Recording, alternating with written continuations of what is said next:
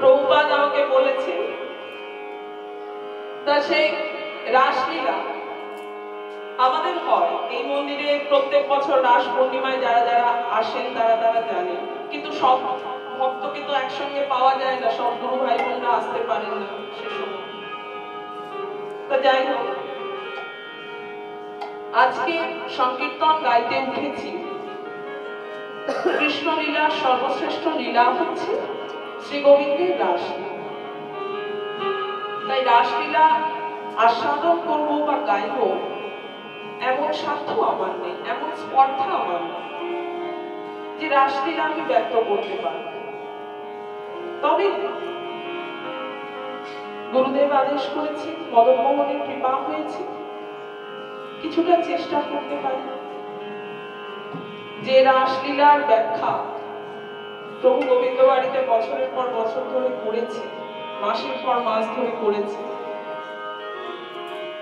যার সেই ব্যাখ্যার কিছুটা সত্য তখন আমি শুনতে পাইনি, অংশ শুনতে পাই, বলে তারা প্রভুপাদ বৃন্দের মুখে শুনতে পাই, তা আমি কিছুই পাইনি। এখন ওই পদগুলো শুধু আউড়ে যাচ্ছি, ওই যে বুঝে বা না বুঝে কেউ শুনিতে শুনিতে শেষ কি অদ্ভুত চৈতন্য চরিত, সেই অবস্থা হয়েছে আমার, বুঝে বা না বুঝে গিয়ে যাচ্ছে, অনবরত ভুল হচ্ছে, প্রভু ভুল ধরছে, আমারও ভুল করছি, গিয়ে চলেছি, চেষ্টা করে যাচ্ছি, যদি কোনোদিন মদন মোহনের গুরুদেবের কৃপা হয়, যদি কিছু পেতে পারি।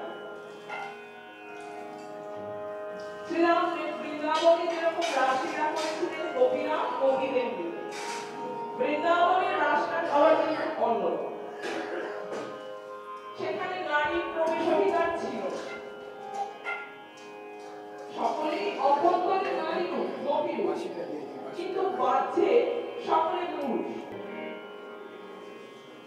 আজকে মহাপ্রভুর এক অপূর্ব ভাবের উদয় হয়েছে। প্রতিদিন মহাপ্রভু শ্রীবাসঙ্গনে দরজা বন্ধ করে নাম সংকীর্তন করেন। আজকে কি হয়েছে, অর্ধ নিশীথে ওই শারদীয়া পূর্ণিমা চন্দ্র লক্ষ্য করে মহাপ্রভু সংকীর্তন নিয়ে পারিষদ বর্গকে সঙ্গে নিয়ে আজকে মহাপ্রভু এসেছেন কোথায়? সুরধুনী গঙ্গার তীরে। এবার গঙ্গার তীরে সংকীর্তন হচ্ছে, মহাপ্রভু ভাবের আবেশে সংকীর্তন করছে। ভক্তরা দেখছে হঠাৎ মহাপ্রভু সংকীর্তনের মধ্যে স্থির হয়ে দাঁড়িয়ে করজোড়ে প্রণাম করছে। এবার প্রণাম করে মহাপ্রভু বলছে, মা মা যমুনা, এই তো সেই যমুনা, এইখানেই তো সেই রাসলীলা রচনা হয়েছিল, মা তোমার চরণে কোটি কোটি প্রণাম। এবার যেই না যমুনা বলে গঙ্গাকে প্রণাম করেছে, ভক্তরা তো অবাক, কি রে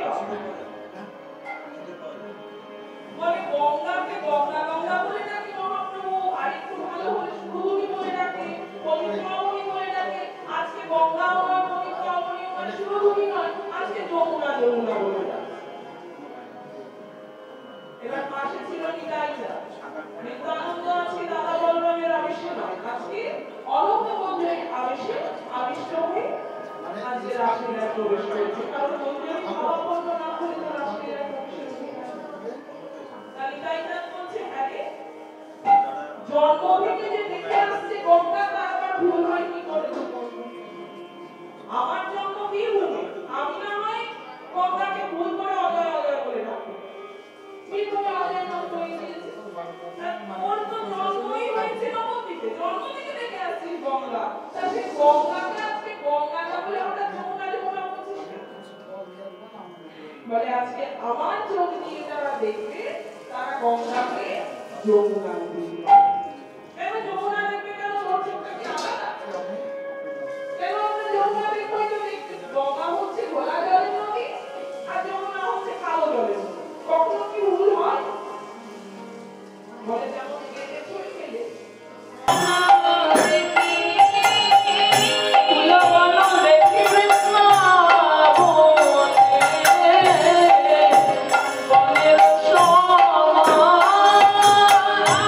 Oh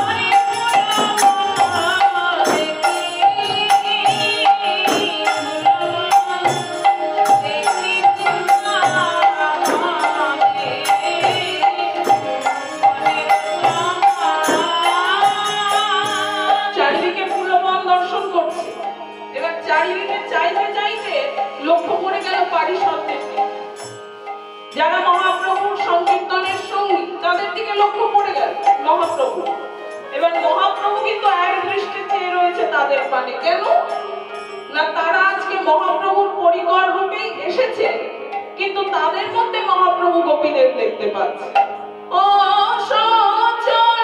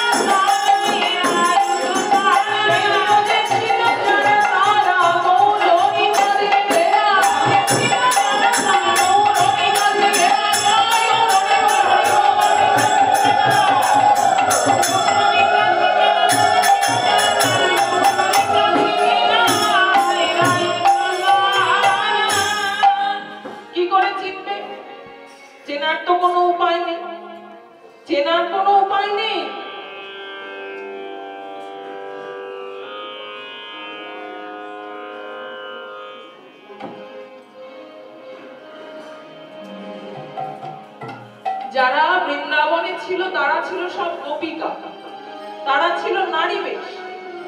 আর নবদ্বীপে যারা এসেছে তারা সকলে পুরুষের বেশ।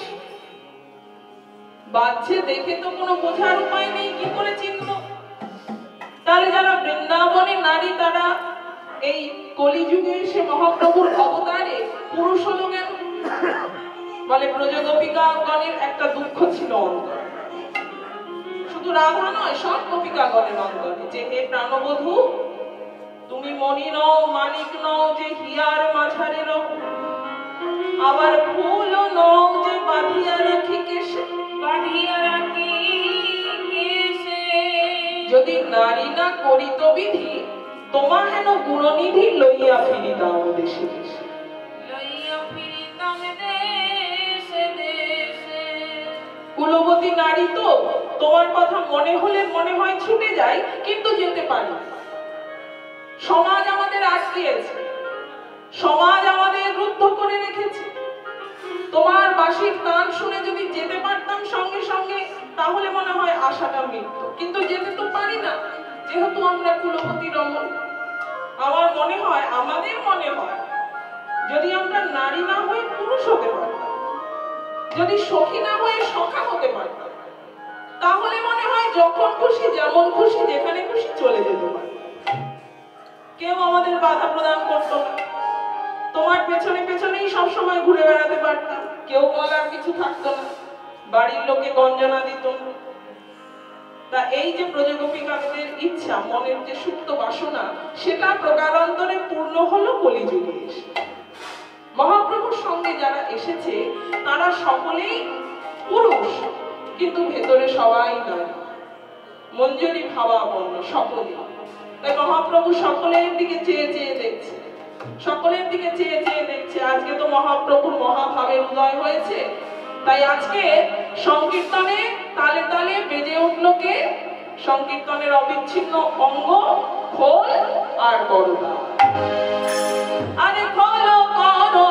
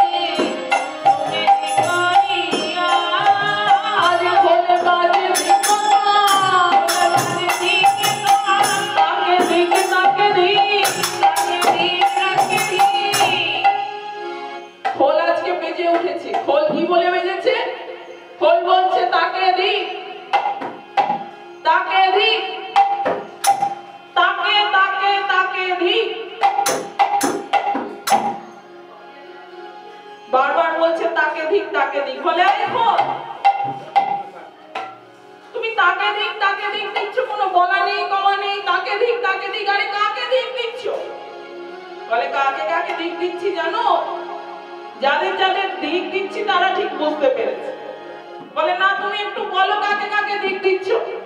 বলে তাকে দিক তাকে দিক এই বাড়ির কথা বলে যারা তাকে দিক তাকে দিক কথা বলবে যারা তাকে দিক তাকে দিক তোদের কথা বলে তাকে দিক তাকে দিক তোদের কথা বলে তাকে দিক তাকে দিক আরো আছে হরি নামে শোনে না গো তাকে দিক তাকে দিক হরি নামে শোনে না গো তাকে দিক তাকে দিক আরো আছে উলুদ গানে যে না করে তাকে দিক তাকে দিক উলুদ গানে যে না করে তাকে দিক তাকে দিক জয় গানে যে না করে তাকে দিক তাকে দিক উলুদ গানে যে না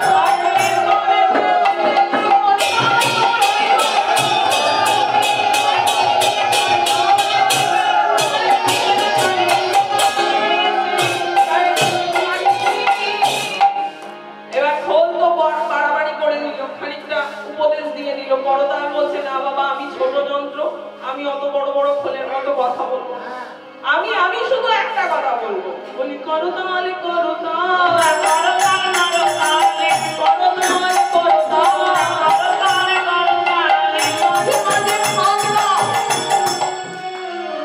সারা জীবন সংসারের তালে তালে যদি তাল দিয়ে যাও তাহলেও কিন্তু হবে না, মাঝে মাঝে ফাঁক দিতে হবে। যেমন তাল আছে তেমনি ফাঁক আছে, ফাঁক না থাকলে তালের কোনো মর্ম থাকে না। তাল কারণে আমাদের কীর্তন যেমন তাল হয় তেমনি ফাঁক হয়। তা সারা জীবন যদি ওই সংসারের তালে তাল মিলিয়ে যাও তাহলেও কিন্তু হবে না, মাঝে মাঝে ফাঁক দিয়ে সংকীর্তন আসলেও আসতে হবে, গুরুবাড়িও আসতে হবে। এইটা হচ্ছে ফাঁক। বলে মাঝে মাঝে ফাঁক দাও, করো তাহলে করো তাহলে মাঝে মাঝে ফাঁক দাও, কীর্তন শুনে এসে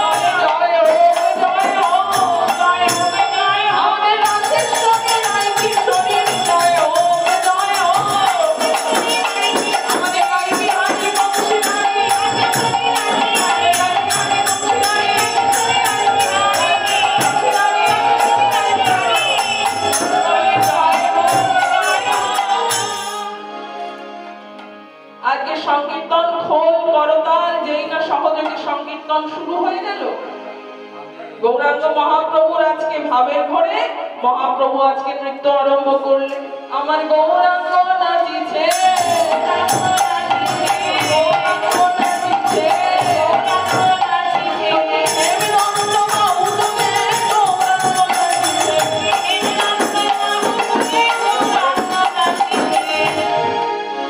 গৌরাঙ্গ তো নৃত্য শুরু করেছে।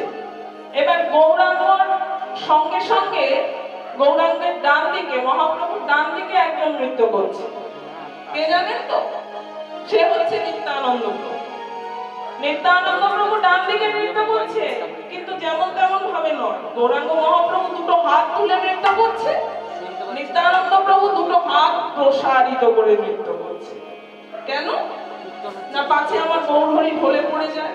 নিত্যানন্দ তিনি তো অনন্ত দেব, ধরণীধর, তিনি না গৌরাঙ্গকে ধরলে আর কে ধরবে? দেখো নিতাই চাঁদ নাচিছে, দেখো নিতাই চাঁদ নাচিছে, নিতাই চাঁদ নাচিছে, রাহু সংসারিত করে নিতাই চাঁদ নাচিছে, রাহু সংসারিত করে গৌর ঢলে পড়ে বাজছে, গৌর ঢলে পড়ে বাজছে, রাহু সংসারিত করে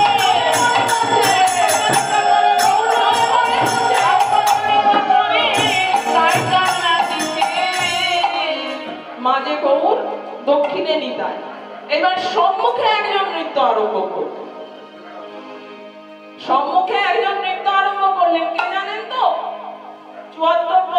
বছরের বয়সের একটা পুরুষ একেবারে দেই দেই করে মানে সেই উৎপন্ন নৃত্য যাকে বলে দেখাতে পারবো না মা, এই তো স্টেজ, মাইকটা সব পড়ে যাবে, আপনারা একটু ধারণা করে নিন। তা আমার মতো বয়সী যদি নাচে কেউ উৎপন্ন নৃত্য তাও কিছুটা মানা যায়।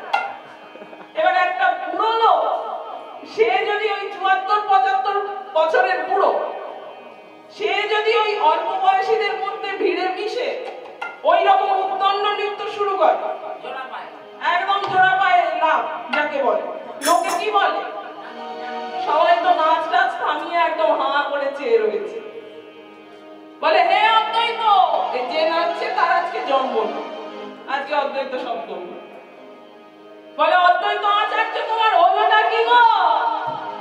এগো এরকম বুড়ো বয়সে এইরকম অর্ধেক রাত্রে দেরি দেরি করে যে নাচছো, যদি একবার পা ফসকে পড়ে যাও, যদি হাড়গোড় ভেঙে যায়, তোমাকে নিয়ে তো টানাটানি পড়ে যাবে। তুমি এমন করে দেরি দেরি করে নাচছো, আরে তোমার নাচ দেখে তো আর কেউ নাচতে পারছে না, টেনশনে তারা ভয় ভয় মরছে, এ কি হবে এ কি হবে, এই ধর দেখি ধর। তা অদ্বৈত আচার্য বলছে, ও তোমরা আমাকে বারণ করছো, আমি নাচছি বলে তোমাদের দেখতে ভালো লাগছে না, আমি বুড়ো হয়েছি বলে না, কিন্তু আজকে আমাকে যতই বারণ করো আমি সে ছুটবো না, আমি আজকে নাচবো। মানে কেন তোমার এত আনন্দ কেন? মানে আমাদের সবারই আনন্দ হচ্ছে, মহাপ্রভু নতুন ভাব প্রকাশ করছে, আমরা সবাই নাচছি, তা তোমার এত আনন্দের বাড়াবাড়ি কেন? মানে আনন্দের বাড়াবাড়িতে একেবারে লাভ শুরু করে দিয়েছে, বলে নাচবো না, আজে তাই পেয়েছি, আজে তাই পেয়েছি, আজে তাই পেয়েছি, আজে তাই পেয়েছি, ওই নম্বরে যাচ্ছে, আজে তাই পেয়েছি, আপনি যাচ্ছে, আজে তাই পেয়েছি। অদ্বৈত হচ্ছে স্বয়ং মহাদেব, একদিকে মহাবিষ্ণু অবতার, আরেকদিকে শঙ্করের অবতার, অপরদিকে সুবর্ণা মঞ্জুরির মিশ্রণ রয়েছে। তো অদ্বৈত আচার্য কি চেয়েছিলেন দাপর যুগে? না তিনি চেয়েছিলেন কৃষ্ণচন্দ্রের রাসলীলার মধ্যে প্রবেশ করতে, কিন্তু পারেনি। মহাদেব কাত্যায়নীকে ওই রাসলীলায় যেতে দেখে তিনিও চেষ্টা করেছিলেন রাসমণ্ডলের মধ্যে প্রবেশ করার, কিন্তু পারেননি, কারণ একমাত্র গোপী ছাড়া, মঞ্জুরি ছাড়া রাসমঞ্চে প্রবেশের কারো অধিকার নেই। তা যখন অধিকার পাননি রাসলীলা দর্শন করার, শ্রবণ করার, মহাদেব বড় কষ্ট পেয়েছিলেন, মনে মনে বলেছিলেন, প্রভু তুমি বৃন্দাবনে এই যে গোপনীয় ভাবে যে রাস উৎসব করছো, আমাদের কাউকে প্রবেশ করতে দিচ্ছ না, কারোর প্রবেশ অধিকার নেই গোপী ছাড়া, ঠিক আছে দাপর যুগে করে নাও, কিন্তু আগত কলি যুগে আমি আবার আসবো, তুমি যে অবদান নেবে আমি তার সঙ্গেই জন্মগ্রহণ করব, আগত কলিযুগে তোমার গোপনীয় রাস আর আমি গোপনে রাখবো, আমি প্রতি ঘরে ঘরে জানাইব, প্রতি ঘরে ঘরে জানাইব, ঘরে ঘরে জানাইব, প্রতি জনে জনে দেখাইব, জনে জনে দেখাইব, তোমার গোপনীয় রাস প্রতি ঘরে ঘরে জানাইব।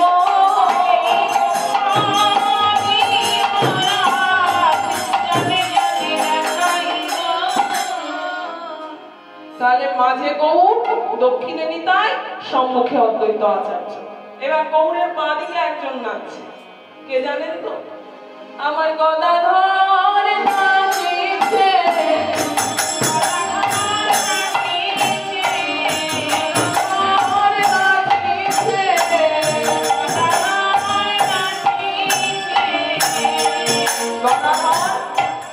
যিনি রাধারানীর ভাবময় কান্তি বিগ্রহ, যার অন্তরে রাধার ভাব সদা সর্বদাই বিকশিত হয়, গৌর সুন্দরকে প্রিয়তম রূপে ভালোবাসে, সেই গদাধর প্রভু আজ বাঁ দিকে নৃত্য করছে। দেখো গদাধর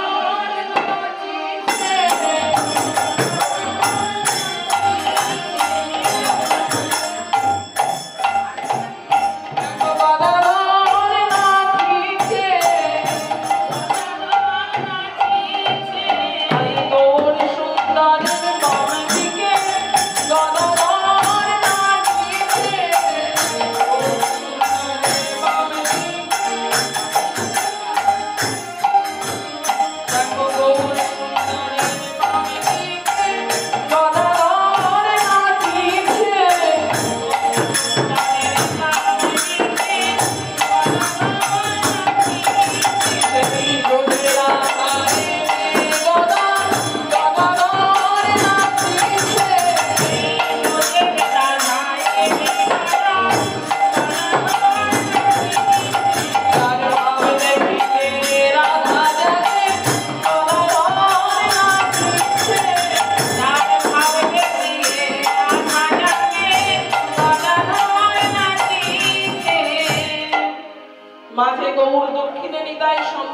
অদ্বৈত আচার্য বাম দিকে গদাধর প্রভু, মহাপ্রভুর পেছন দিকে আরেকজন নৃত্য করছে।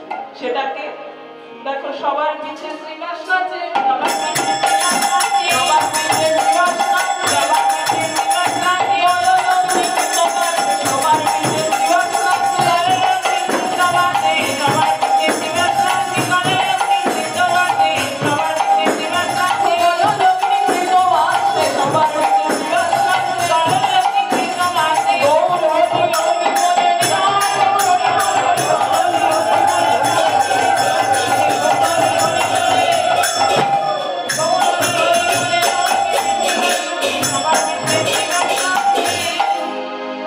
তাই গৌরাঙ্গ মহাপ্রভু নিত্যানন্দ, অদ্বৈত আচার্য গদাধর এবং শ্রীবাস পঞ্চতত্ত্ব সম্মিলিত যে রাস, ইহা অতি অনির্বচনীয়।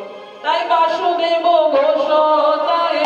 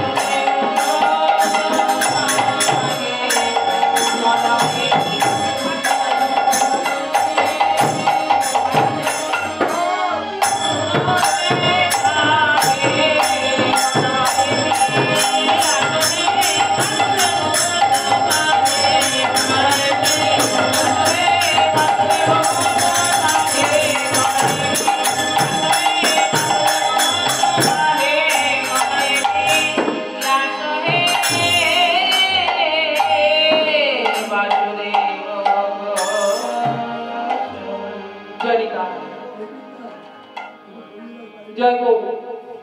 এতক্ষণ আমরা গৌর চন্দ্রিকা, শ্রীরাম নবদ্বীপে গৌর হরির রাসলীলা কেমন ভাবে করেছিলেন, তিনি সংকীর্তন রাস কেমন ভাবে প্রচার করেছিলেন, সেই লীলা আস্বাদন করলাম।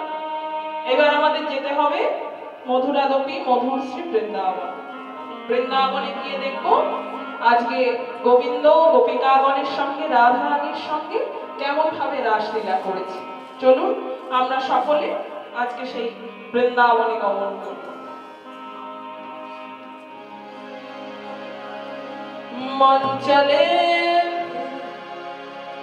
मन चले रे वृंदावन धाम। ओमा, বৃন্দাবনে যেতে হলে কি করতে হবে আমরা তো সবাই জানি, জানেন না? বৃন্দাবনে গেলে কার নাম করতে হয়? ও দেখো নিজেদের মধ্যে কথা বলছে। কি জিজ্ঞেস করছি, বৃন্দাবনে গেলে কার নাম করতে হয়? ওই যে জানে, এদিককার মায়েরা জানে, ওরা জানে, আপনারা জানেন না। মনে চলে রে বৃন্দাবন ধাম, গাইব শ্রী রাধে রাধে নাম। আমি রাধা রাধা গাইব, শ্রী শ্যাম শ্যাম গাইব। আমি রাধা রাধা গাইব, শ্রী শ্যাম শ্যাম গাইব। এই নামে লাগে না মন, নামে লাগে না যে কোনো দাম। আমি গাইব শ্রী রাধে রাধে নাম।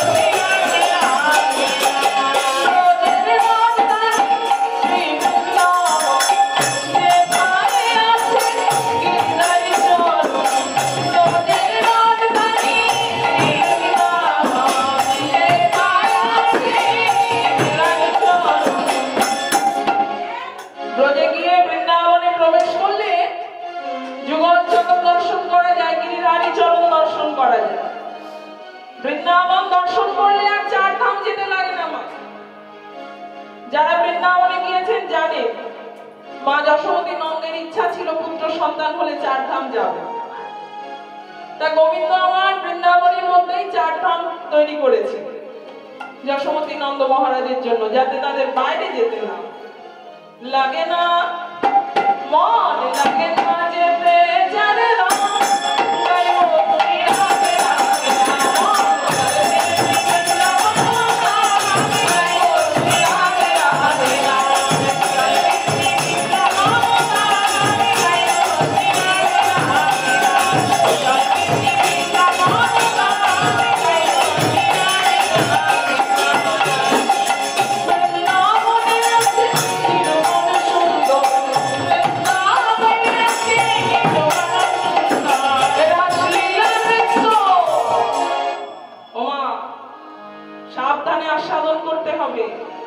নিধুমন বড় গুপ্ত জায়গা, বড় গূঢ়তত্ত্বের জায়গা, সকলের প্রবেশ অধিকার নেই, রাসেও সকলের প্রবেশ অধিকার নেই। নিজের মনে মঞ্জরি ভাব না আনলে, নারী ভাব না আনলে রাসের প্রবেশ অধিকার নেই। নিধুমনে তো গুপ্ত লীলা হয়, সকলের প্রবেশ অধিকার নেই। বৃন্দাবনে আছে নিধুমনে সুন্দর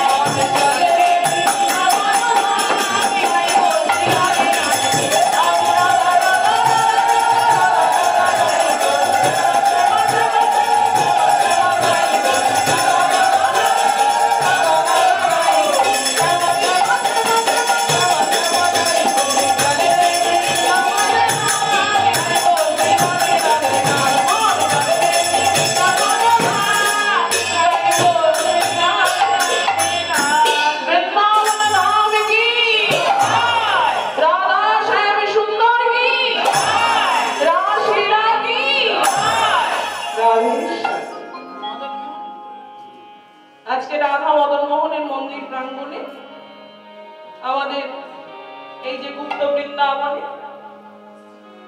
আজকে শ্রী গোবিন্দের রাসলীলা আমরা আস্বাদন করতে এসেছি। রাসলীলা আস্বাদন করতে এসেছি বলে, কিন্তু রাসে তো আমাদের প্রবেশ অধিকার নেই। রাসে প্রবেশ অধিকার আমাদের নেই, তবে যাদের আছে তাদের যদি অনুগত ভক্ত হতে পারি, তাহলে হয়তো আমরা ওই কিঞ্চিত রাসের রস আস্বাদন করতে পারি। ব্যাপারটা কেমন? মাস্টারমশাই যদি ছাত্রকে নিয়ে কোথাও খেতে যান, হয়তো মাস্টারমশাইয়ের নিমন্ত্রণ আছে, ছাত্রের নেই, কিন্তু নিমন্ত্রণ কর্তারা কি এত অভদ্র যে শুধু মাস্টারমশাইকে নিমন্ত্রণ দেবে আর ছাত্রকে তাড়িয়ে দেবে? তা তো হয় না। তা আমরা ওই যারা রাসের নিমন্ত্রণ পেয়েছে, যাদের প্রবেশ অধিকার আছে, তাদের অনুগত ছাত্র যদি হতে পারি, গুরুদেবের চরণাশ্রয় যদি ঠিক মতো করতে পারি, তাহলে আমরাও হয়তো কিঞ্চিত আস্বাদনের সুযোগ পেতে পারি। তাই চলুন আজকে সেই বৃন্দাবন ধামে আমরা 6 গোস্বামী তথা গুরুদেবের চরণ স্মরণ করে সেই লীলা দর্শন শ্রবণ আস্বাদন করতে গমন করি। ভগবান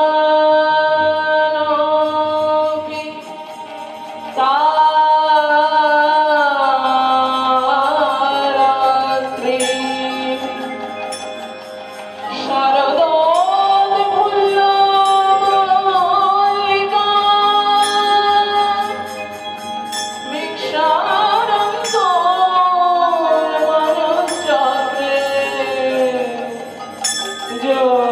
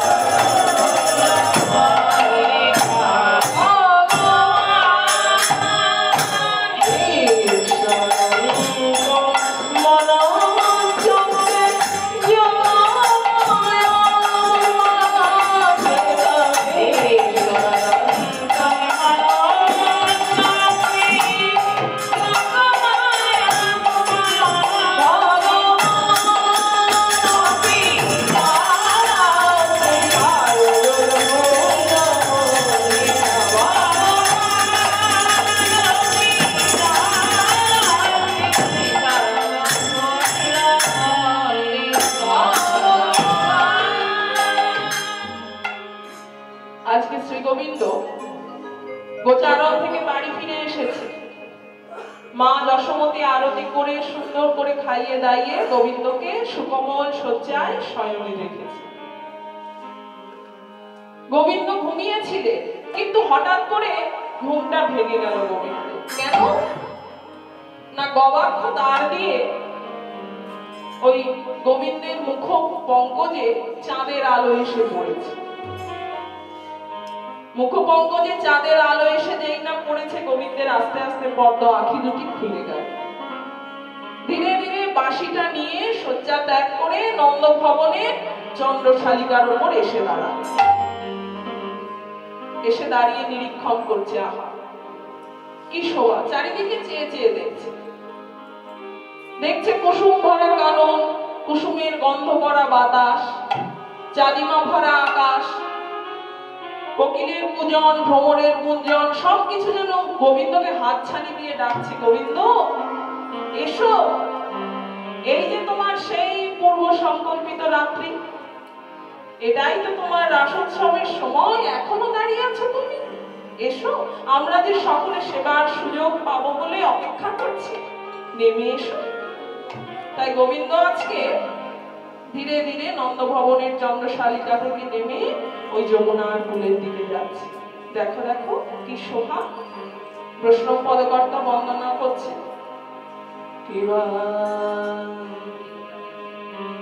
শারদ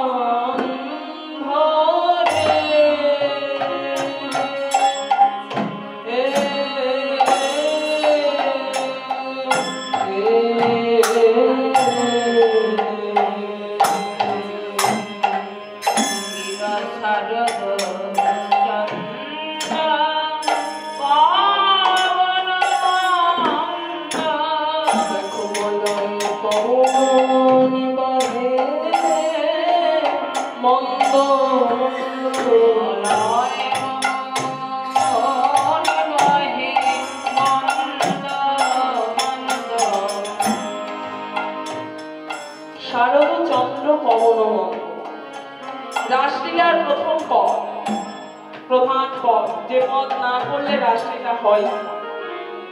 প্রশ্ন পদাবলীর মাধুর্য, বড় বড় রাগ সম্মিলিত হয়েছে এই পদাবলীর মধ্যে, তাকে আরো মহিমান্বিত করে তুলেছে। আমাদের এই শারদচন্দ্র পবনমন্দ পদটাতে বেহাগ আর বিহাগ দুটো রাগেরই সংমিশ্রণ আছে।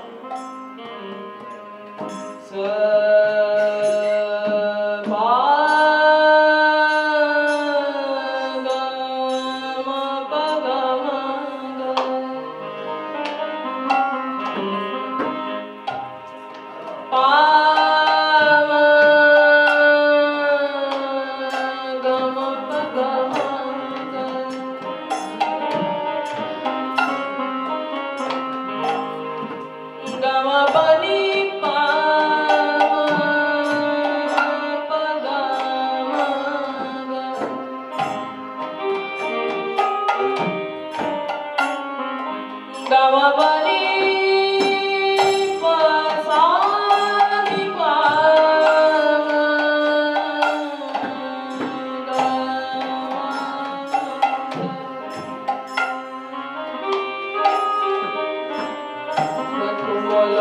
পবন বহে মন্দ মন্দ মলয় পবন বহে মন্দ মন্দ সেবা করবে আমার প্রাণ গোবিন্দ এই মলয় পবন বহে মন্দ মন্দ সেবা করিলে প্রাণ গোবিন্দ মলয় পবন বহে মন্দ মন্দ দেখো দেখো নীল আকাশে তাই চাঁদ উঠেছে দেখো নীলা আকাশে চাঁদ উঠেছে আজ রাসলীলা আশা দিবে বলে নীল আকাশে চাঁদ উঠেছে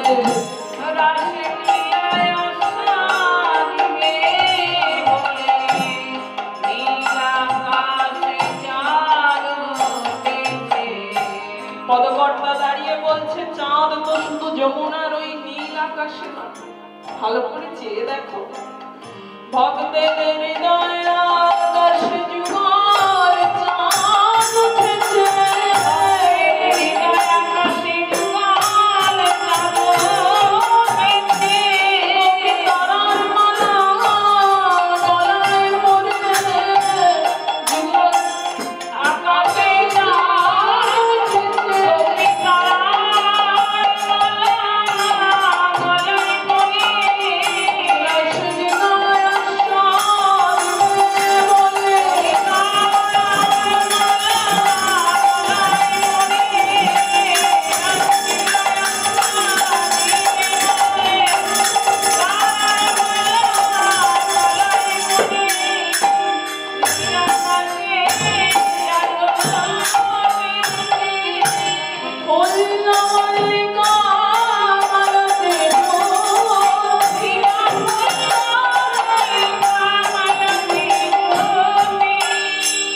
চাঁদ উঠেছে, পবন ধীরে ধীরে বইছে, মৃদু সমীরণ, খুব সুন্দর আজকের পরিবেশ।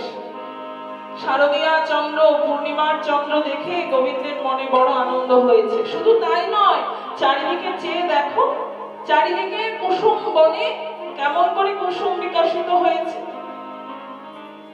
অন্য সময় যে ঋতুর ফুল সে ঋতুতে বিকশিত হয়, কিন্তু আজকে শুধু যেন গোবিন্দের জন্য ওই 6 ঋতুর সব ফুল একসঙ্গে বিকশিত হয়েছে। ফুল্লমল্লিকা মালতী জোড়ি, মত্ত,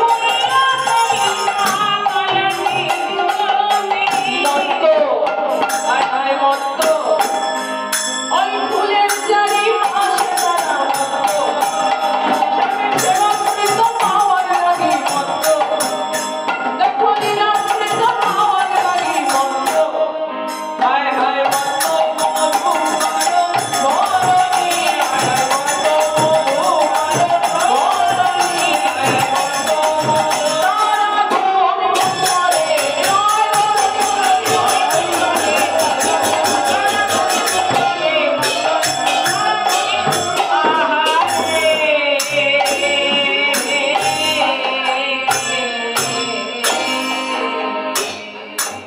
প্রতি ফুলে ফুলে কত ভ্রমরা উড়ে,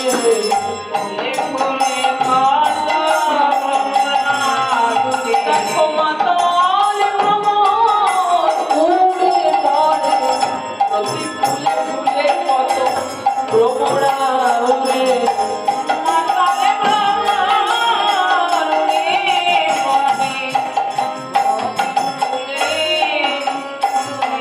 আজ হে রত রাতে ওই ছানাতে,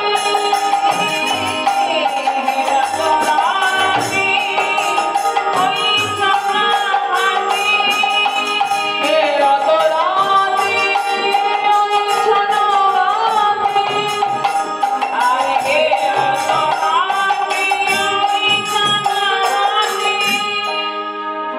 হেরত রাতে ওই ছানো ভাতে। গোবিন্দের আজকে সেই রাত্রির কথা মনে পড়ে গিয়েছে। যে এই সেই রাত্রি, যে রাত্রিতে আমি কথা দিয়েছিলাম গোপিনীগণের সকলের মনোবাসনা পূর্ণ করব। কবে কথা দিয়েছিলেন? না সেই গোপীগণ 1 মাস ধরে যমুনার কূলে সকলে মা কাত্যায়নীর ব্রত করেছিলেন হবিষ্যান্ন গ্রহণ করে। মা কাত্যায়নীর ব্রত করেছিলেন হবিষ্যান্ন গ্রহণ করে 1 মাস ধরে গোপিকাগণ। এবার ব্রত যেদিন উদযাপনের দিন, সেদিন মায়ের কাছে সকলে করজোড়ে বসেছে, মা 1 মাস ধরে তোমার এই ব্রত করেছি মা, আজ উদযাপনের দিন, আজ অন্তত আমাদের দেখা দাও। যে উদ্দেশ্যে আমরা তোমার ব্রত করেছি, তোমার কাছে যদি না চাই, সেই উদ্দেশ্য যে আমাদের সফল হবে না মা, আমাদের কৃপা করো, আমাদের দেখা দাও। সকল গোপীগণ এক ক্রমে মায়ের উপাসনা করে। অনেক প্রশ্ন আছে যারা শক্তিকে মানতে চায় না, কিন্তু আমার প্রভুপাদ বলে শক্তি ছাড়া শক্তিমান হয় না। শক্তিমানের পাশ থেকে শক্তি কেটে নিলে শুধু মানটা পড়ে থাকে, সেটাই কোনো কাজ হয় না। জগৎ জননী মায়ের কৃপা পাওয়া অবশ্যই দরকার, যোগ মায়ের কৃপা পাওয়া অবশ্যই দরকার। তিনিই তো লীলার সাহায্যকারিণী, লীলার পুষ্টকারী। তাই গোপিকাগণ তারা শিখিয়ে দিচ্ছে গোবিন্দকে, তারা সংস্পর্শে তারা এসেছেন, গোবিন্দের চরণ স্পর্শ করেছেন, তার সঙ্গে কথা বলেন, স্বয়ং গোবিন্দের সঙ্গে যাদের যাতায়াত, তাদের কি দরকার আবার মায়ের উপাসনা করা? না, মায়ের কৃপা না হলে গোবিন্দ কৃপাও পাওয়া যায় না। মায়ের কৃপা যদি হয় তাড়াতাড়ি গোবিন্দ চরণ পাওয়া যায়। তাই গোপিকাগণ সকলে মিলে কাত্যায়নীর কাছে প্রার্থনা করছে, মাতা কালিকা, মাতা কালিকা,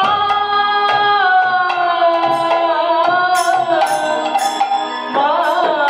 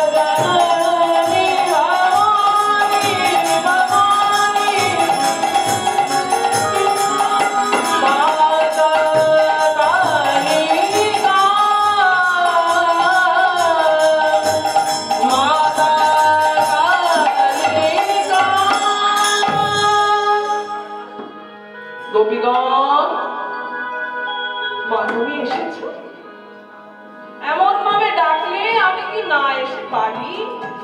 এমন ভাবে মন প্রাণ দিয়ে আমাকে ডাকছো তোমরা, আমি কেমন করে না এসে থাকতে পারি? বলো এবার তোমরা কি চাও, কেন আমাকে ডেকেছো? 1 মাস ধরে তোমরা ব্রত করেছো আমার নিকটে, বলো গোপীগণ তোমরা কি চাও? গোপিকাগণ বলছে, মা আমরা অন্য কিছু চাই না, ওই নন্দ গোপ সোতাকে দেহি প্রতীক মে গুরুতে, আমরা নন্দের নন্দন গোবিন্দকে প্রতিরূপে লাভ করতে চাই। দেখুন 1 মাস ধরে মায়ের ব্রত করেছে, আর 1 মাস ধরে ব্রতের পরে উদযাপনের দিন গোপিকারা কি চাইছে? আমরাও তো মায়ের ব্রত করি না, আমরা 1 মাস ধরে করি না, 5 দিন ধরে করি, বা কেউ 9 দিন ধরে করে। ওই যে দুর্গা পুজো দেই না আমরা অষ্টমীর অঞ্জলি, মায়ের পদে পুষ্পাঞ্জলি দিই, সকলে দিই, কিন্তু মায়ের কাছে কি চাই? অঞ্জলির মন্ত্র কি? মহিষাগ্নি মহামায়ে চামুণ্ডে মুন্ডমালিনী আয়ুর আরোগ্য বিজয়াং দেহি দেহি দেবী নমস্তে। আয়ু দাও, আরোগ্য দাও, বিজয়। মায়ের কাছে আমরা প্রার্থনা করছি। গোপীরা কি চাইছে আর আমরা কি চাই? আমরা চাইছি মা আয়ু দাও, আরোগ্য দাও, বিজয় দাও। মা দুর্গা আয়ু দিলেন, আরোগ্য দিলেন, বিজয় দিলেন, দিয়ে চলে গেলেন কৈলাসে। গিয়ে মাথায় টনক করেছে, আরে ছেলেপেলেরা আমাকে 5 দিন 9 দিন ধরে পুজো করলো, কিন্তু আসল জিনিসটাই চাইতে ভুলে গেছে রে। আসল জিনিসটা কি বলুন তো? আসল টাকা না থাকলে কিছু হবে না। আয়ু আরোগ্য বিজয় যতই থাক, পকেটে আগে পয়সাটা দরকার। লক্ষ্মীর মাথায় হাত বুলিয়ে দিয়ে বলছে, মারে তুই একটু যা, ওদের পয়সা করি দিয়া। এ দেখ না, এত ধুমধাম করে আমাদের সকলের পুজো করলো, আর সেই আসল জিনিসটাই চাই। এবার লক্ষ্মী এলো 5 দিনের মাথায়, লক্ষ্মীর পুজো করলাম, ধন দৌলত পেলাম, লক্ষ্মী চলে গেল, রক্ষা করবে কে? আবার 15 দিনের মাথায় রক্ষা করবে। ধন দৌলত থাকলেই তো হবে না, ডাকাতে যদি নিয়ে চলে যায়, রক্ষাও তো তাকে করতে হবে।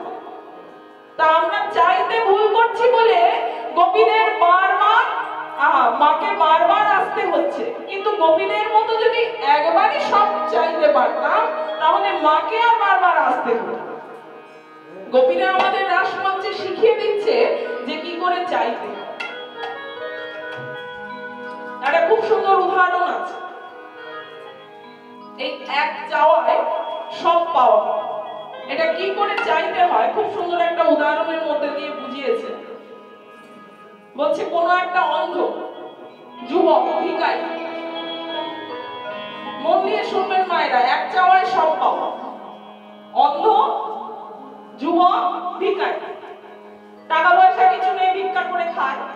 তা একদিনকে মনে মনে ভাবছে, আমি তো যুবক, তার উপর ভিখারি, টাকা পয়সা তো কিছু নেই, জীবনে তো বিয়ে থা সংসার আদি কিছু হবে না, আমার এই জীবনটা রেখেই বা লাভ, আমি আজকেই মরে যাব, মরেই যাবো। এবার অন্ধদের তো খুব অনুভূতি শক্তি প্রবল হয়। এই ধরুন একটা সেতুর উপর দিয়ে যাচ্ছে, বুঝতে পেরেছে নিচে নদী, আমি একটা সেতুর উপর দিয়ে, এই ধরুন আমাদের গৌরাঙ্গ সেতু, সেতুর উপর দিয়ে যাচ্ছে, মনে মনে ভাবছে, হ্যাঁ এই নদীর জলে চাপ দিয়েই আমি আজকে মরবো। এবার মরবো, তা জীবনে তো ঠাকুর দেবতার নাম কিছু করিনি, তা এক কাজ করি, ওই মরার সময় কি কি বলি, হ্যাঁ নমঃ শিবায়, নমঃ শিবায়, নমঃ শিবায়। এবার জীবনে যে ঠাকুর দেবতার নাম করেনি মা, মরার সময় নমঃ শিবায়, নমঃ শিবায় বলে যেই না ডেকেছে, আর ভোলানাথের তো আরেক নাম হচ্ছে আশুতোষ, অল্পেতেই সন্তুষ্ট, তার উপর মরণাপন্নের ডাক, আর উপেক্ষা করতে পারেননি। এই ঝাঁপ দিতে যাবে, এমন সময় এই বেটা থাম। কি কে আমাকে থামতে বলছে? কে এসেছে? এই কে কে করতে হবে না, আমি ভোলানাথ এসেছি। ভোলানাথ বলে, বাবা তুমি এলে কেন? আমি তো একবারের বেশি দুবার ডাকিনি। বলে, তাতেই হয়েছে, তুই তো মরার আগে ডেকেছিস, বল তোর কি চাই, কেন মরতে যাচ্ছিস? বলে, বাবা আমি তো বেশি কিছু চাই না বাবা, যা চাওয়ার একবারে চাইবি, বারবার দিতে পারবো না, একবারই ডেকেছিস, আমিও একবারই দেবো, বেশি কিছু দিতে পারবো না, একবারে যা চাওয়ার চাইবি।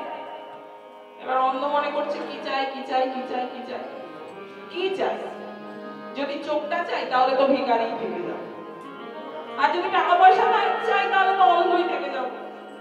বলেছে যে একবারে সব চাইতে হবে, একবারই দেবে। এখন আমি কি চাই? হ্যাঁ বাবা আমি বেশি কিছু চাই না বাবা, আমি চাই যেন আমার 5 তলা বাড়ির ওপর বসে যতদূর চোখ যায় আমার নিজের জমির ওপর নিজের নাতি নাতনিকে সোনার থালায় ক্ষীর খেতে দেখতে পাই। একবারে চেয়েছি আমার 5 তলা বাড়ির ওপর, 5 তলা বাড়ি দিতে হবে, 5 তলা বাড়ির ওপর বসে যতদূর চোখ যায় আমার জমির ওপর। যত দূর চোখ যায়, পাঁচতলা বাড়ির উপর বসলে কত দূর চোখ যায় চিন্তা করো। ততটা জমি নিজের দিতে হবে, ততটা জমি নিজের দিতে হবে। তারপরে বলছে সেই জমির ওপর নিজের নাতি নাতনি, কেউ মাসে তো বিবাহই করেন, নাতি নাতনি দিতে গেলে ছেলে মেয়ে দিতে হবে, ছেলে মেয়ে দিতে গেলে স্ত্রী দিতে হবে, বিবাহটাও চেয়ে নিল। আবার বলছে আমি দরিদ্র, তারা যেন দরিদ্র না হয়, সোনার থালায় ক্ষীর খায়, টাকা পয়সাটাও দিতে হবে। আবার বলছে যেন দেখতে পায়, মানে চোখটাও দিতে হবে। তা এক চাওয়ার মধ্যে সব পায়। গোপীরা শিখিয়ে দিচ্ছে রাসলীলায় কি করে চাইতে হয়। গোপীরা মা কাত্যায়নীর নিকট প্রার্থনা করলেন যে মা, আমরা যেন নন্দের নন্দন কৃষ্ণকে প্রতিরূপে লাভ করতে পারি। সেই যে সংকেত করেছিলেন গোবিন্দ, গোবিন্দও কথা দিয়েছিলেন। বিশদে যাচ্ছি না এই বিষয়ে। গোবিন্দ সেই বস্ত্র হরণ করে কথা দিয়েছিলেন পরে যে হ্যাঁ, তোমাদের মনোবাসনা আমি সেই শারদীয়া পূর্ণিমা রজনীতে আমি তোমাদের সকলের মনোবাসনা পূরণ করব। সেই রাত্রি আজকে এসে উপনীত হয়েছে। গোবিন্দ দেখেও বুঝতে পেরেছে, তাই আর মনে মনে আর ধৈর্য না ধরতে পেরে আজ সঙ্গে সঙ্গে মুরলীটা বাদন করবে। ফেরত রাতি ওই শোনো আতি, ফেরত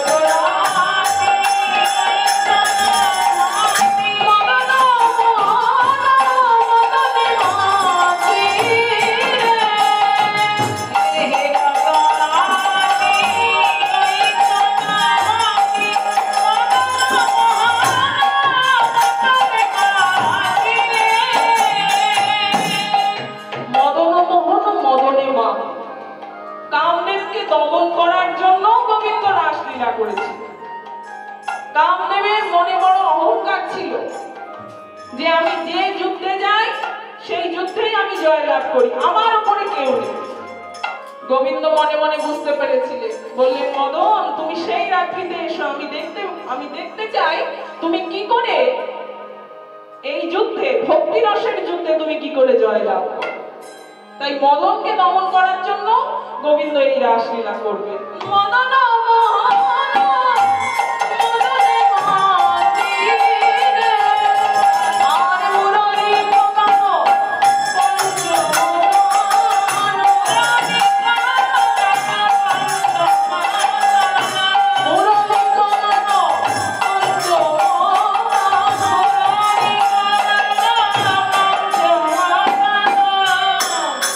গোবিন্দ আজকে মুরলী বাজাচ্ছে। গোবিন্দের তিনটে বাঁশি আছে, একটা বেনু, একটা বংশী আর একটা মুরলী।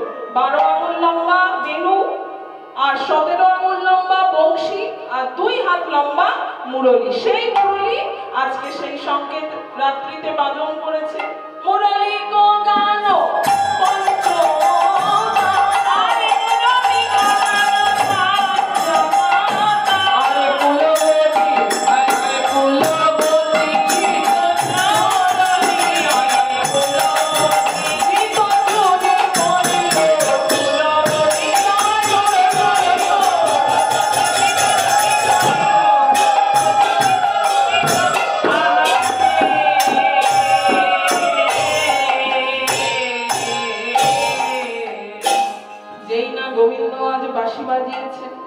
ওদিকে গোপিকাগণ সকলে অপেক্ষা করছিলেন, বাঁশির তান শোনার জন্য তারা অপেক্ষা করছিলেন।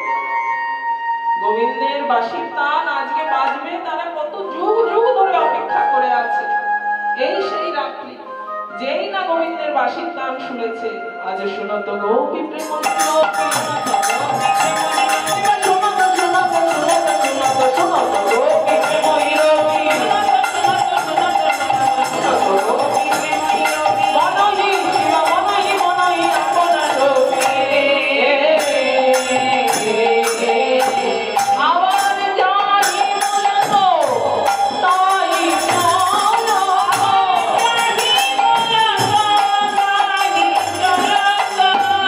Thank you.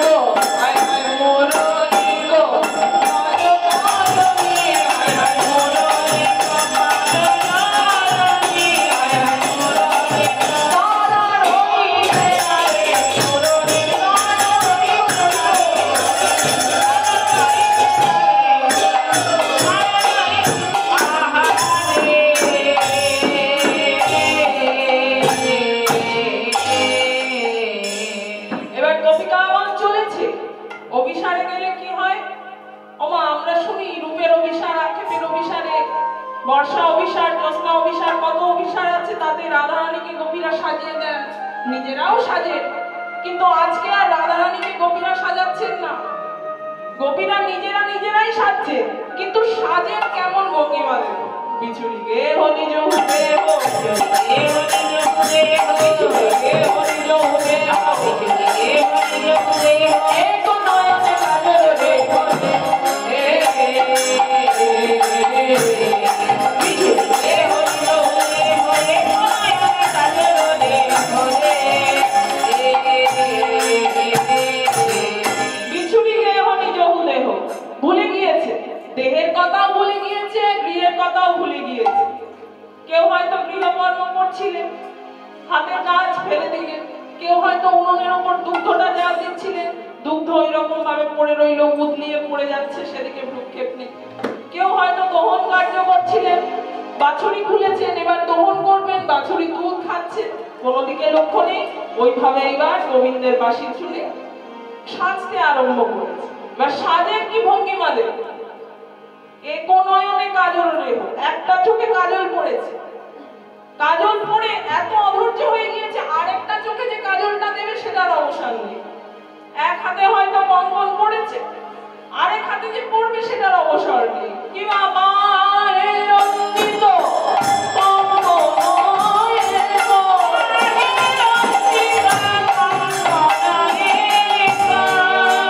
কানের দুলন্ত তো দুটো পড়ে, সেটাও হলো না। কিবা এক কুণ্ডল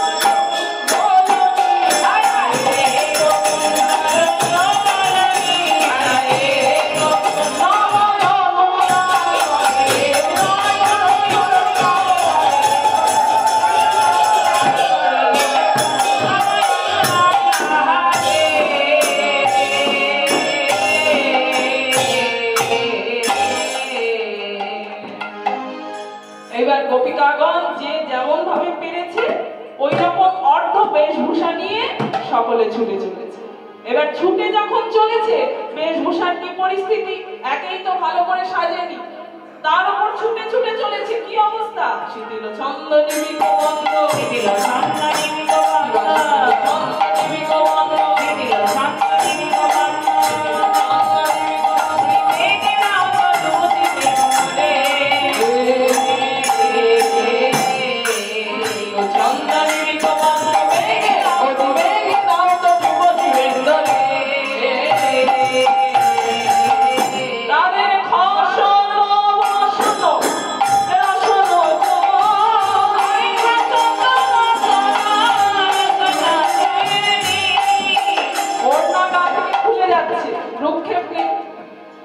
অনেক শখ করে একটা বেনুনি বেঁধেছিল, বেনুনিটাও গেল খুলবো, একটু পরে আমারও হবে। এই গলিত হাই হাই গলিত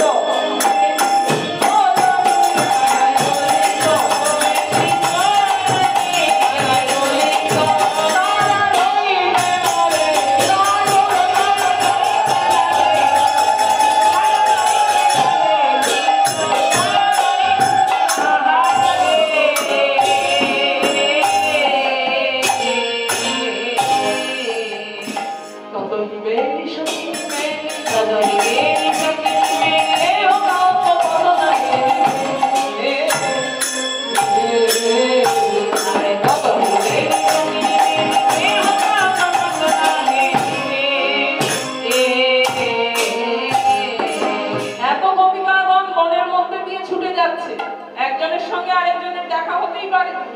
আমরা দেখা হলে কি করি? প্রীতি সম্ভাষণ করি। কি গো, কোথায় যাচ্ছ? ওইখানে যাচ্ছ? একই জায়গায় তো যাচ্ছে, চলো আমরা যাই। আজকে গোপিকাগণের সেদিকে ভ্রুক্ষেপ নেই, সকলে চলেছে একই জায়গায়, কিন্তু সকলের ইচ্ছা সবার আগে আমি গোবিন্দ চরণে গিয়ে পৌঁছব। তাই আমার আগে কেউ আছে, আমার পেছনে কেউ আছে, আমার পাশে কেউ আছে, সেদিকে ভ্রুক্ষেপ নেই, নিজের নিজের মতো ছুটে চলেছে। আর ওই মিলল বকুল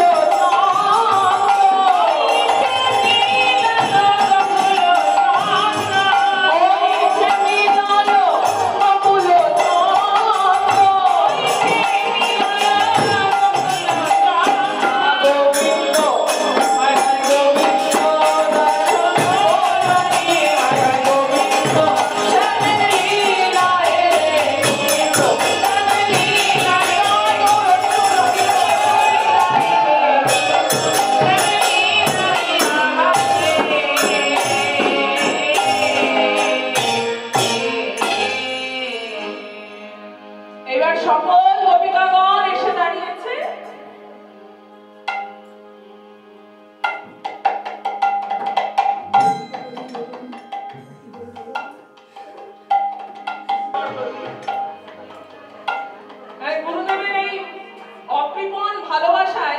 ক্ষণে ক্ষণে আমরা আপ্লুত হই। আমরা গুরু ভাই বোন যারা আছি সকলেই জানি। যাই হোক, আজকে গোবিন্দের কাছে এসে দাঁড়িয়েছেন। গোবিন্দ দেখলেন গোপিকাগণ সকলে চলে এসেছে।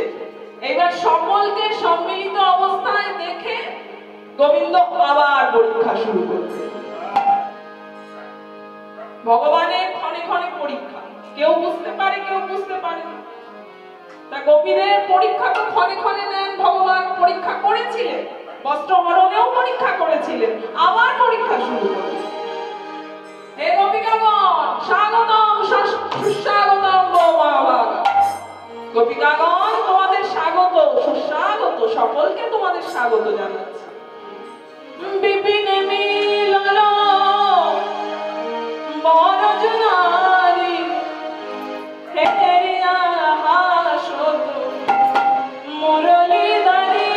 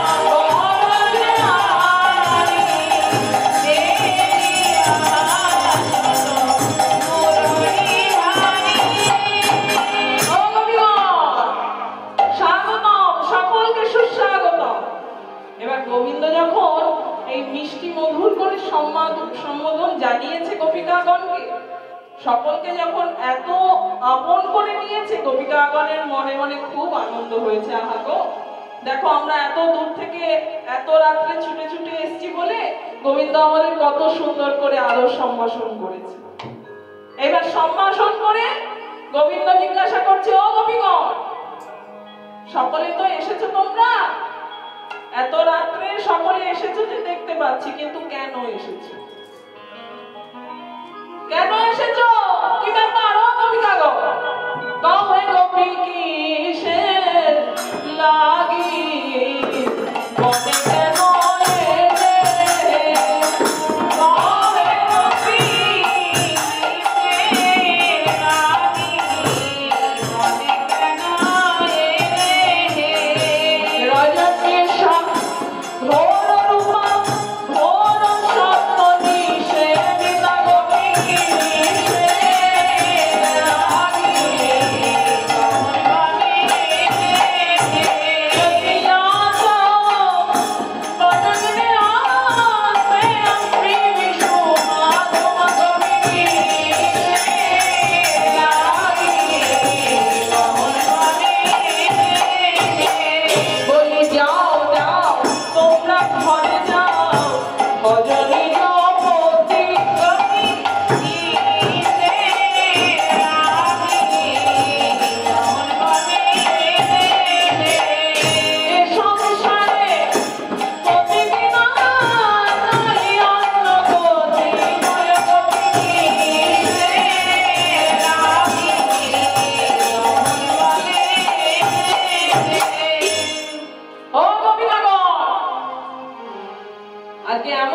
বলবো না, যে কজন আছে সবাইকে তাড়িয়ে ছাড়বে।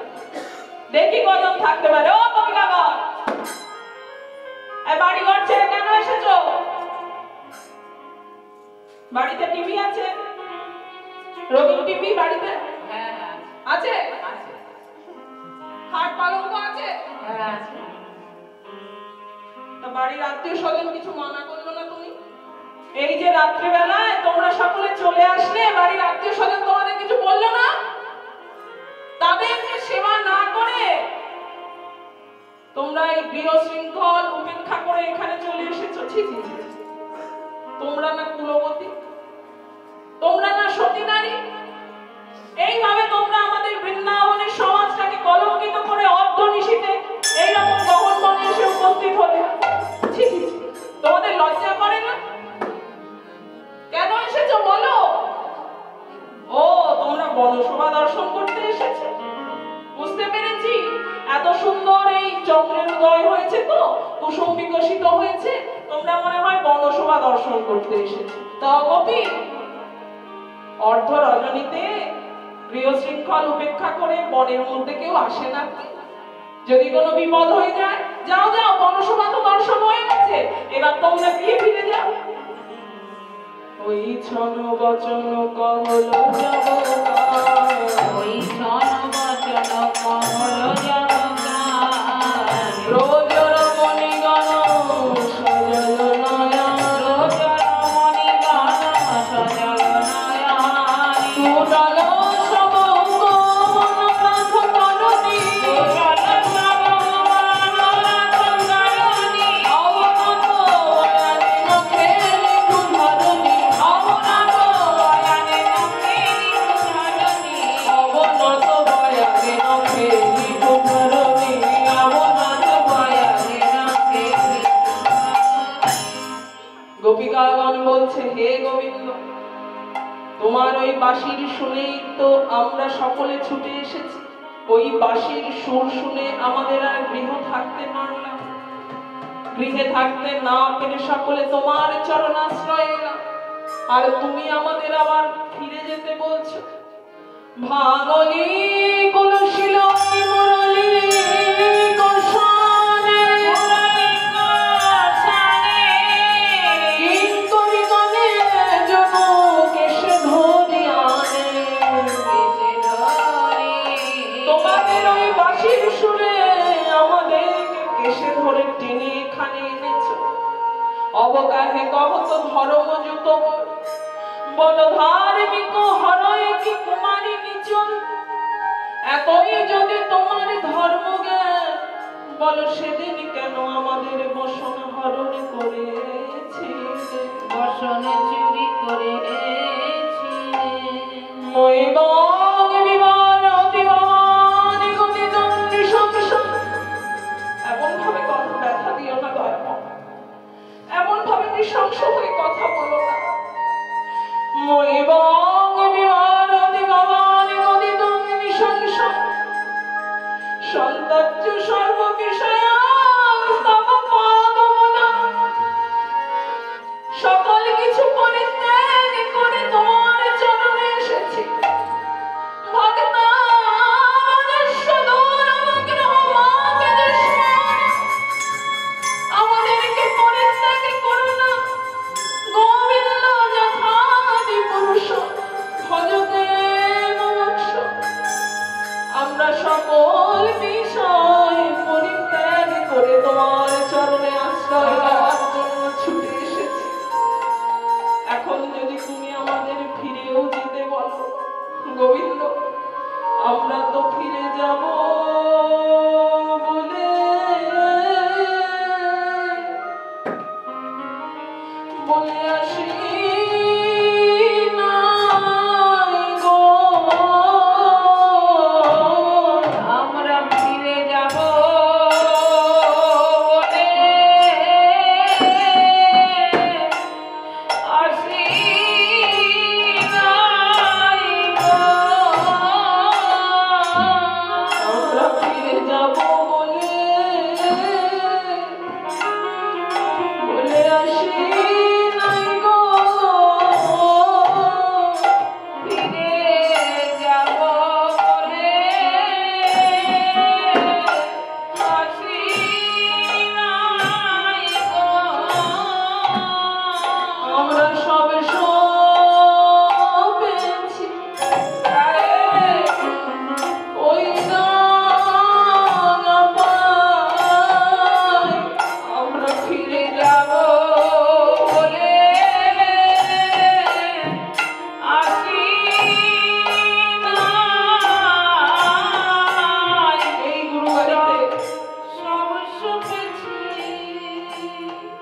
এই বছরের ন্যায় এই রাত্রিতে আমাদের সংকীর্তন সমাধা হবে, পরের দিন ভোগ মহোৎসব। আবার একটা বছর আমাদের অপেক্ষা করে থাকতে হবে, কবে আমরা আসবো, কবে আমরা এই গুরু ভাই বোনদের নিয়ে, গুরুদেরকে নিয়ে এই আনন্দ করব। এবার আমাদের অনুষ্ঠান সংক্ষিপ্ত হয়েছে, কিন্তু তবুও যে আমরা মদন মোহনের চরণে আশ্রয় পেয়েছি, একেবারে যে বন্ধ হয়ে যায়নি, আমরা আসতে পেরেছি, এটাই তো কোটি কোটি জন্মের সুকৃতির ফল, যে আমরা মদন মোহনের চরণে আসতে পারছি। এবার এই আজকের রাতের পর আবার সেই একটা বছরের অপেক্ষা থাকবে, আবার কবে আসবো। এই সময় মনে হয় না যে গুরু বাড়িতেই আমরা থেকে যাই, আর বাড়ি ফিরে যাব না। এত সুন্দর অনুষ্ঠান, এত সুন্দর গুরু ভাই বোনের আনন্দ, এত সুন্দর গুরুদেবের স্নেহ সবসময় তো পাওয়া যায় না, সকলে একত্রিত হওয়া যায় না। গোপিকা গণ আজকে সকলে একত্রিত হয়েছে গোবিন্দের চরণ আশ্রয়ের জন্য। তিনি বলছেন ফিরে যাও। গোপিকা গণ কি সহ্য করতে পারে?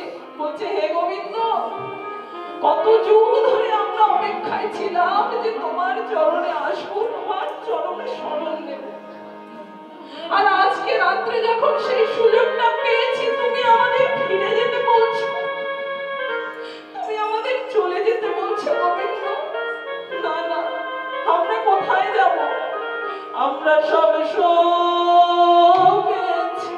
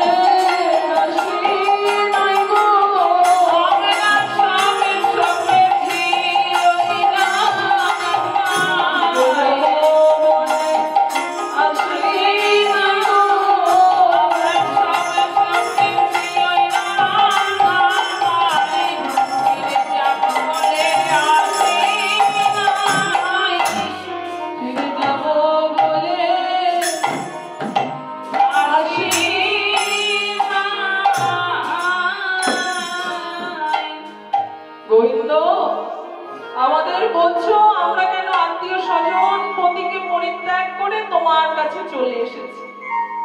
তুমি আমাদের শিক্ষা দিচ্ছ যে সতী নারীর পতি পরমাশ্রয়, পতির চরণ উপেক্ষা করা উচিত নয়। কিন্তু গোবিন্দ, আমরা যে পতিকে উপেক্ষা করেছি তা তো নয়, আমরা তো পরম পতির কাছেই এসেছি। ওটা যে আমাদের গৃহপতি, ও তো মায়ার বন্ধনের পতি। এক গোপী বলছে, গোবিন্দ তুমি আমাদের বলছো পতির সেবা উপেক্ষা করে কেন এসেছি। আচ্ছা তুমি আমাদের একটা কথা বলো তো গোবিন্দ, যদি কোনো সতী নারীর পতি বিদেশে যায়, আর সেই সতী নারী পতির অনুপস্থিতিতে তার একটা প্রতিচ্ছবি নিয়ে, একটা চিত্রপট নিয়ে হয়তো প্রতিদিন সকালবেলা এসে প্রণাম করে, এবার কোনদিন হয়তো স্নান করে সে পতির চিত্রপটে প্রতিচ্ছবিতে প্রণাম করতে গেছে, এমন সময় বহির দরজায় তার নিজের পতি এসে উপস্থিত। গোবিন্দ তুমি এবার উত্তর দাও তো, সেই সতী নারী কি করবে, তার কি করা উচিত? সে কি ওই পতির চিত্রপটে প্রণাম করবে, নাকি স্বয়ং পতি যে বহির দরজায় দাঁড়িয়ে আছে তাকে প্রণাম করবে? গোবিন্দ বলছে, কেন গোপী? স্বয়ং পতির অনুপস্থিতিতে সে চিত্রপটে প্রণাম করেছে, এখন স্বয়ং পতি যখন এসে গিয়েছে, এখন আর চিত্রপটের লাভ কি? এখন স্বয়ং পতিকেই প্রণাম করবে। গোপী বলছে, এই যে তোমার নিজের কথার চালে তুমি ধরা পড়ে গিয়েছো। হে গোবিন্দ, আমাদের যে গৃহে পতি আছে তারা তো চিত্রপটের ন্যায় পতি। আমরা এতদিন গৃহপতির সেবা করেছি, কারণ ঠিক ঠিক মতো যেন আমরা পরম পতির সেবা পুজো করতে পারি। এখন পরম পতি আমাদের ডেকেছে, আমরা সেই চিত্রপটের পতিকে ফেলে স্বয়ং পতির নিকটে এসে উপস্থিত হয়েছি। তুমি আবার বলছো আমরা পতিকে উপেক্ষা করেছি। তোমার বিচারে বলে কি গোবিন্দ, আমরা কি সত্যি অধর্ম করেছি? তুমি বলো তো। যেই না গোপীরা এই কথা বলেছে, গোবিন্দ আর দ্বিতীয় কোনো কথা বলতে পারলেন না। গোবিন্দ বললেন, না গোপিকাগণ, তোমাদের সঙ্গে আমি পেরে উঠলাম না, কোনদিন তোমাদের সঙ্গে আমি পেরে উঠব। আমি তোমাদের কাছে পরাজয় স্বীকার করব। এইখানে এই রাসলীলার মাহাত্ম্য এখানে, গোবিন্দ এইখানে গোপীদের কাছে পরাজয় স্বীকার করেছে। ওই ভগবান কোনদিন কারোর কাছে কোনো যুদ্ধে পরাজয় স্বীকার করে। ইন্দ্রের সাথে যুদ্ধ হয়েছে, শিবের সাথে যুদ্ধ হয়েছে, যমের সাথে যুদ্ধ হয়েছে, যার সাথে যুদ্ধ হয়েছে গোবিন্দ জয় লাভ করেছে। কিন্তু এই গোপিকাগণের ভক্তি যুদ্ধে ভগবান পরাজয় স্বীকার করেছে। এইখানে পরাজয়ের বাণী শোনা গেল। না পারায়ে হঙ্গে নিরবদ্ধ সঙ্গে যোজাং সসাধু কৃতং বিবদায় শাপি জামাবো জম দুর্জর কেহ শৃঙ্খলা সঙ্গে বিশ্বতজ্ঞা প্রতিয়াতু সাধুন। কৃষ্ণের প্রতিজ্ঞা এক সর্বকালে আছে, যে যারে ভজে জয়ীছে, কৃষ্ণ তারে ভজে জয়ীছে। ওই যে গীতায় প্রতিজ্ঞা করেছে না, যে যতমান প্রপদ্যন্তে তাং ততৈব ভজাম্যহং, যে আমায় যেমন ভাবে ভজনা করে আমি তাকে ঠিক ঠিক তেমনি ভাবে প্রতিফল। সেই প্রতিজ্ঞা ভঙ্গ হলো গোপীর বচনে, ইহাতে প্রমাণ গোবিন্দের শ্রীমুখ কথন। গোবিন্দের মুখের কথাটাই প্রমাণ। গোবিন্দ বলছে, হে গোপিকাগণ, তোমরা যেমন কুলশীল মান গৃহ উপেক্ষা করে আমার চরণে ছুটে এসেছো, যেমন সারা জীবন ধরে আমার চরণে তোমরা কেঁদে যাচ্ছ, কই আমি তো পারলাম না আমার ভগবানের ভগবত্তার আসন ছেড়ে তোমাদের চরণে লুটিয়ে পড়ে তোমাদের মতো কাঁদতে। আমি তো সারা জীবন ধরে তোমাদের জন্য কাঁদতে পারলাম না। আমি প্রতিজ্ঞা করেছিলাম, কিন্তু সেই প্রতিজ্ঞা তোমাদের বেলায় আমি রক্ষা করতে পারবো না। যদি আমাকে ব্রহ্মার আয়ুটাও দিয়ে দেয়, তাও আমি রক্ষা করতে পারবো না। তোমাদের কাছে আমার পরাজয়। তাই তোমাদের আপ্যায়ন তোমরা নিজেরাই করে।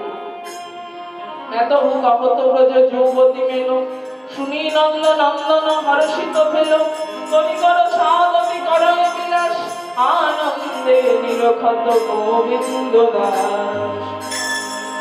গোবিন্দ যেই না এই কথা বলেছে, এবার গোপিকাগণের খুব আনন্দ হয়েছে। সকলে মিলে এবার রাজচক্র নির্মাণ করছে। কেমন করে? জীব গোস্বামীর গাওয়া একটি ছোট্ট সংস্কৃত পদ আছে, আগে সেটা আস্বাদন করব, তারপরে গোবিন্দ দাসের বাংলা পদ আস্বাদন করব। অঙ্গনা মঙ্গনা মঙ্গলা মারো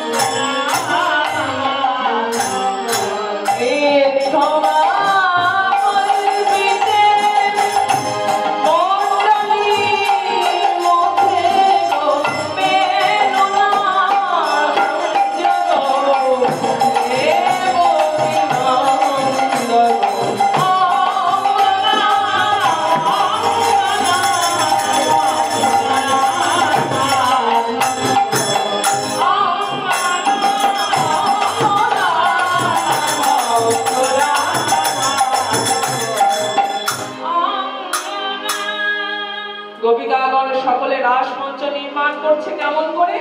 কাঞ্চন মণিগণ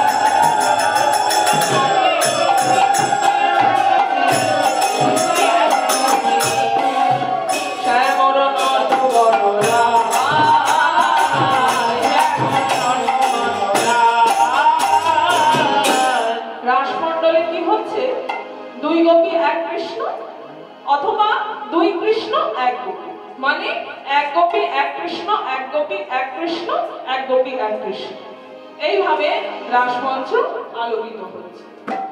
দেখো কত কত চাঁদ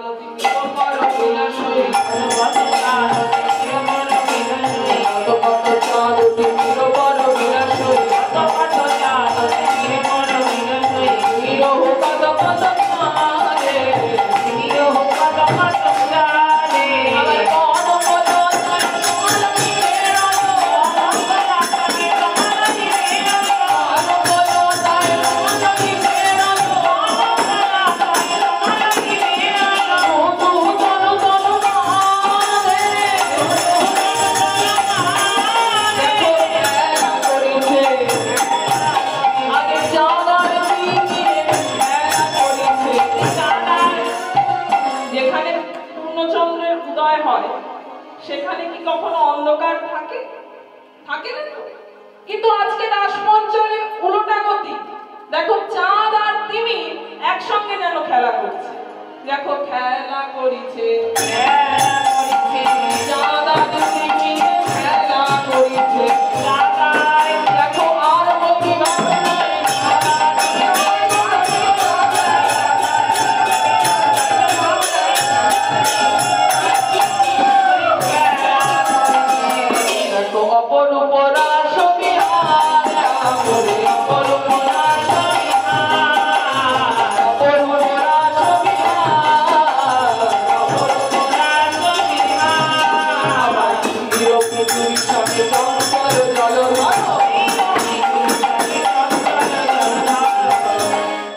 আকাশে কি দেখা যায়? বিদ্যুৎ চঞ্চল আর মেঘ স্থির থাকে। মেঘটাকে দেখা যায় কিন্তু বিদ্যুৎ খানিক সময়ের জন্য এসে চলে যায়, চঞ্চল। কিন্তু আজ রাসমঞ্চলে ওই যে বললাম উল্টা গতি, দেখা যাচ্ছে বিদ্যুৎ স্থির, মানে গোপিকাগণ স্থির, আর নবজলধর কৃষ্ণ মেঘ সে চঞ্চল। স্থির বিজয়ী শনে চঞ্চল জলধর, স্থির বিজয়ী শনে চঞ্চল জলধর, সবরি খায়ে অনিমা সবরি খায়ে অনিমা, কত কত পদমিনী পঞ্চম গাওত, কত কত পদমিনী পঞ্চম গাওত, কর রোজ সুমিমা কর রোজ সুমিমা। অন্য সময় ভ্রমর গুনগুন করে গান করে আর পদ্মফুল শোনে। আজকে পদ্মফুল গোপিকাগণ গান করছে আর ভ্রমর শ্রী গোবিন্দ শুনছে। মধুকর মুনি কত পদমিনী গাওত, মধুকর গোবিন্দ দাস, মধুকর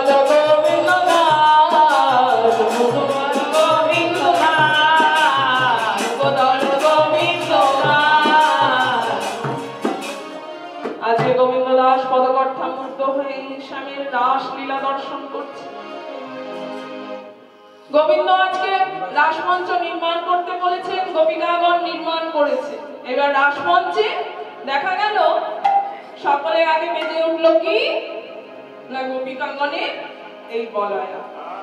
পহিলে বাজে বলয়া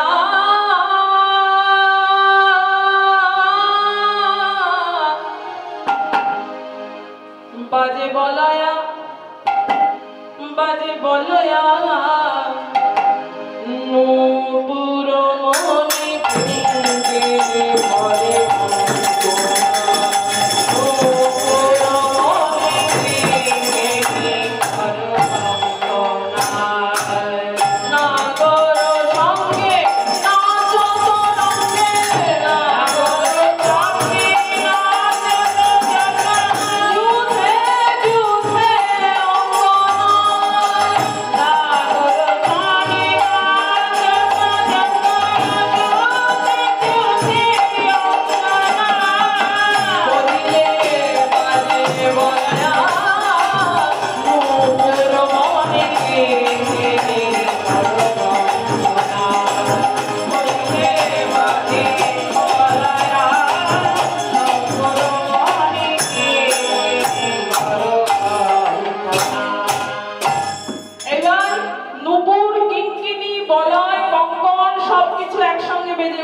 গোপিকাগণের অঙ্গের আভরণ সকলের আগে বেজে উঠেছে। এবার অঙ্গের আভরণের সঙ্গে সঙ্গে যন্ত্র যেগুলো আছে, গোপিকাগণ সকলেই তো সুযন্ত্রিনী, তারা এবার যন্ত্র বাজাচ্ছে। ততহি তাল